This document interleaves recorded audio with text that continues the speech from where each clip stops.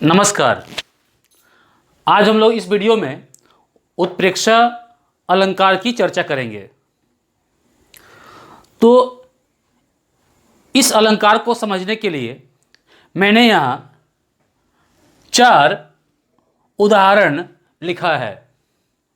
पहले इन चारों को पढ़ लेते हैं कि उस काल मारे क्रोध के तन कांपने उसका लगा, कि उस काल मारे क्रोध के तन कांपने उसका लगा, मानो हवा के जोर से सोता हुआ सागर जगा।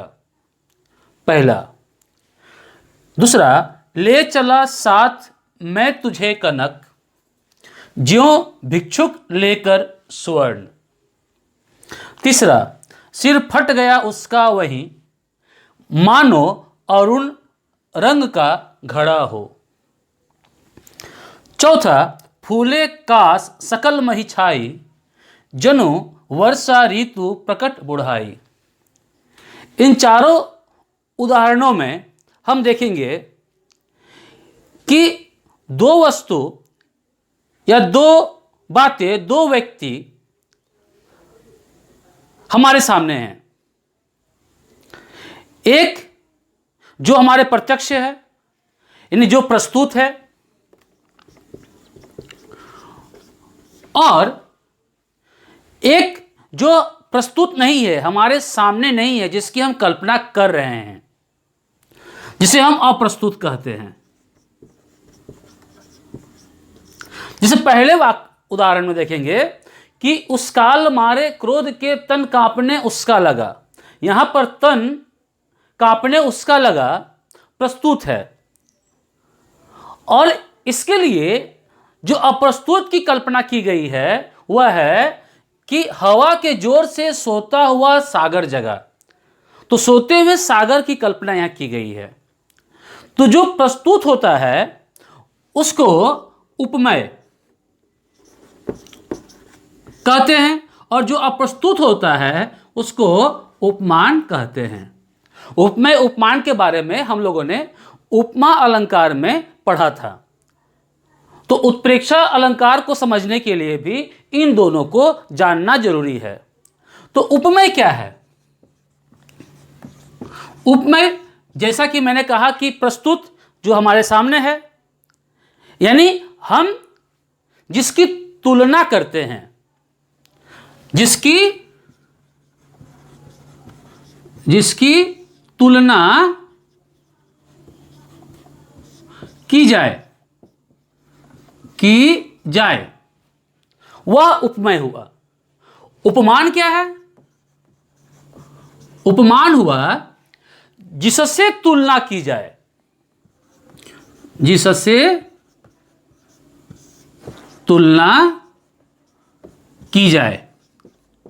तुलना भी कहते हैं और समानता भी कहते हैं। तो ये उपमेय और उपमान हुआ। तो प्रत्येक उदाहरण में एक उपमेय है और एक उपमान है। जैसे तन कांपने उसका लगा, ये उपमेय है, और सोता हुआ सागर के जागने की बात वह उपमान है। इसमें ले चला साथ में तुझे कनक, कनक जो साथ ले जा रहे हैं वह उपमेय हुआ, और दूसरा जो भिक्षुक लेकर स्वर्ण, स्वर्ण जो है वह उपमान हो गया। तीसरे में सिर फट गया उसका वहीं, सिर का फटना उपमेय है, मानो अरुण रंग का घड़ा हो, उपमान है। चौथा में फूले काश सकल मही छाई, पूरी पृथ्वी पर जो है काश फूल छाए हुए हैं, और दूसरा वर्षा ऋतु प्रकट बुढ़ाई। वर्षा ऋतु का यहां आना उपमान है। तो हम यहां देख रहे हैं कि उपमेय उपमान दोनों में है, सभी में है यहां।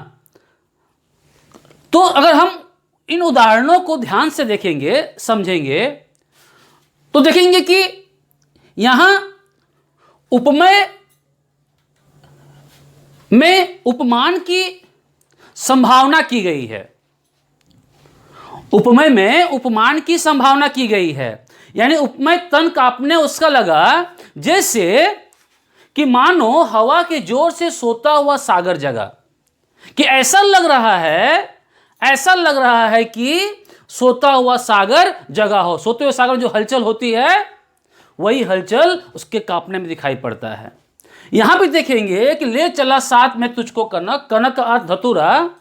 धतूरा को कवि इस तरह से ले जा रहे हैं कि ऐसा लग रहा है, कल्पना है, ऐसा लग रहा है कि कोई भिक्षुक स्वर्ण को, सोने को ले जा रहा हो छुपाकर, संभाल कर। तीसरे में भी हम वही देखते हैं कि सिर फट गया है और फटा हुआ सिर ऐसा लगता है मानो कि अरुण रंग का घड़ा हो। अरुण सूर्योदय के समय जो सूर्य होता है लाल होता है। चौथा में भी हम देख रहे हैं कि पृथ्वी पर काश फूल इस तरह छाए हुए हैं, ऐसा लग रहा है कि पूरी वर्षा ऋतु जो है पृथ्वी को डुबा दी है। तो यहां संभावना प्रकट की जाती है, उपमान की संभावना। तो इसकी परिभाषा होगी, तो हम इसकी परिभाषा दे सकते हैं कि जहां परिभाषा में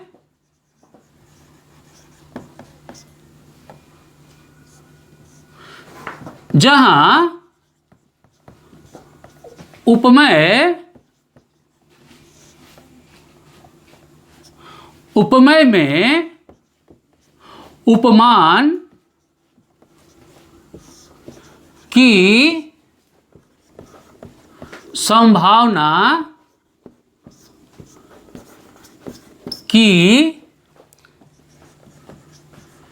जाती है, वहां उत्प्रेक्षा अलंकार होता है।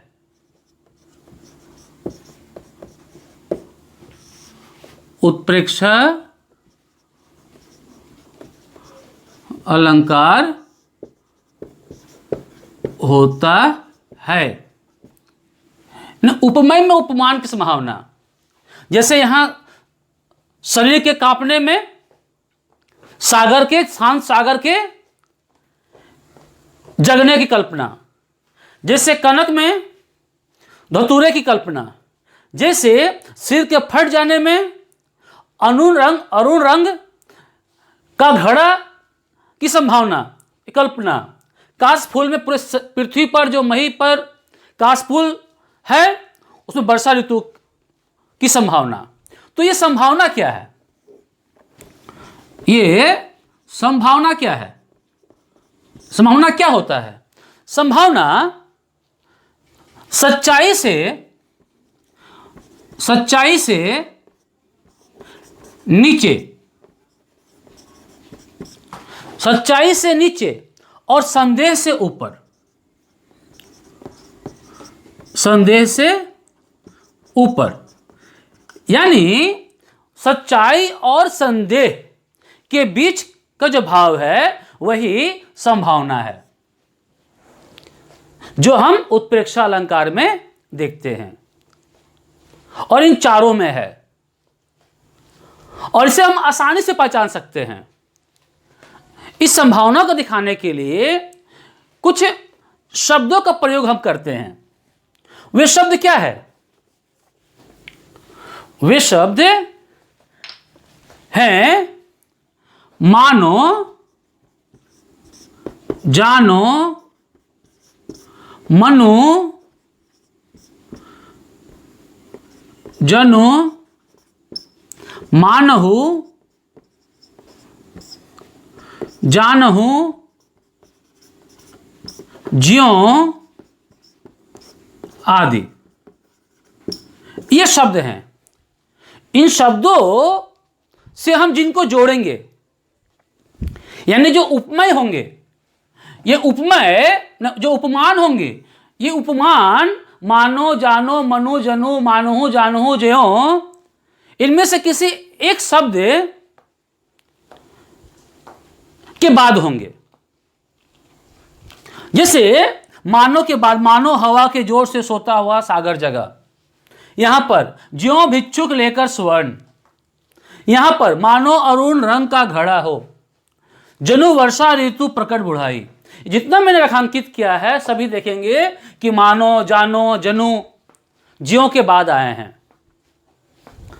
कुछ और उदाहरण इसके अतिरिक्त हम देख सकते हैं जैसे मेघ आए में पंक्ति है कि पाहुन जो आए हो गांव में शहर के, मेघ आए बड़े बन ठन के सवर के। तो पाहुन ज्यों, तो ज्यों शब्द का प्रयोग, उत्प्रेक्षा अलंकार। बिहारी का एक दोहा है कि सोहत ओढ़े पीत पटु श्याम सलोने गात, मनहु नीलमणि शैल पर आतपो परे प्रभात। तो मनहु यहां पर है, तो जहां पर ये शब्द आएंगे हम समझ जाएंगे कि उत्प्रेक्षा अलंकार है। दूसरा जहां उपमेय में उपमान की संभावना होगी वहां पर उत्प्रेक्षा अलंकार है। इस तरह से हम उत्प्रेक्षा अलंकार को अच्छी तरह से समझ सकते हैं। धन्यवाद।